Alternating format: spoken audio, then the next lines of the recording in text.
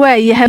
barashadii sii sagootisay maadaama aad tiri heestaas aniga ayay igu saabsan tahay taariikhdeeda wax yar ma nooga taaban kartaa waxa ay ku timid haddii ay macquul tahay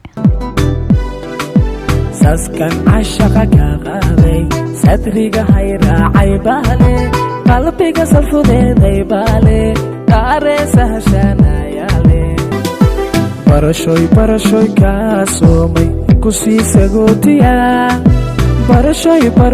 kaa soomay ku sii sagootiya wallaahi heestaas horta weli maana ka sheekeen taariikhda heestaas igu leedahay iyo qaabka igu dhacday dee taasna waxaan isleeyahay xoogaa bareefadkaaga waaye oo ma jecel inaan dadka la wadaago laakiin waxaan mar kasta aan kusoo koobaa hees aniga nafsadeedu quseyso oo aniga taariikh igu dhacday ee tahay baan mar kasta kusoo koobaa waayahay aan kula kaftame heestaada waxaa ka mid ahayd saskan caashaqa ka qaaday weli jacaylku masas baad ka qabtaa mise masraxa caadiyaad ku soo noqotay ilaa aan ka guursanayo sas baan ka qabaa jacaylkii waayahay waan haddii hees kale aad noo soo qaban karto heesahaada ka mid a mideed noo soo qaban lahayd wallaahi horta aniga heesa badan aan qaada way jiraan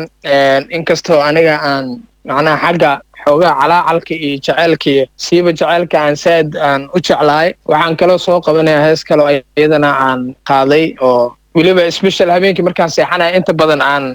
dhagaysto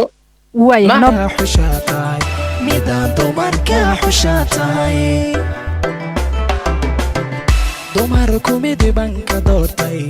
dunida oo dhan ku hilmaamay naftaydii baad u helowday isiya sharaf baanu hantiyey wadnaha bada baan runta siiyey xumaan dhammaan baan ka dhowray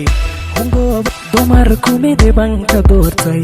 dunida oo dhan ku hilmaamay naftaydii baad u helowday isiya sharaf baanu hantiyey wadnaha bada baan runta siiyey xumaan dhammaan baan ka dhowray hungoobayo adila'aan waxaan dhihi karaa waaba hees jacayl ahoo haddii hadda qofka uu dhegaystaba durbadiiba jacayl buu dareemayaa baan dhihi karaa yuusufo heeskanna ma adiga ay ku qusaysaa maya aniga ma qusayso heestaas waxaan aad iyo aad ugu mahad celinayaa nin aan aad saaxiib u nahay oo xaaji la dhaho oo asna ku nool magaalada Nairobi baa heestaas eradii laxanka iska leh asagaana ila jeclaaday heestaas oo ii dhiibay Yubezani inta aadan fanka soo gelin ma jiraa fanaan aad dhageysan jirtay oo role model ku ahaa oo aad hiigsan jirtay inaad sidiisoo kala noqoto wallaahi haa wuu jiraa waxaan aad iyo aad horta fanaaniintii hore dhan waa wada jeclaa heesoodan waa wada dhegaystaa laakiin waxaan aad iyo aad u jeclaa allahu naxariistay maxamed sulaymaan tubeec sidoo kale lejan cabdiqaadir jubba sidoo kale xasan samatar waa saddexda fanaan aan aad u jeclaa heesooda aan inta badan aan dhegaysto kaasina waxa uu ahaa fanaanka Yuusuf Cabdirasaaq Warsame oo Yubezani ku magac dheer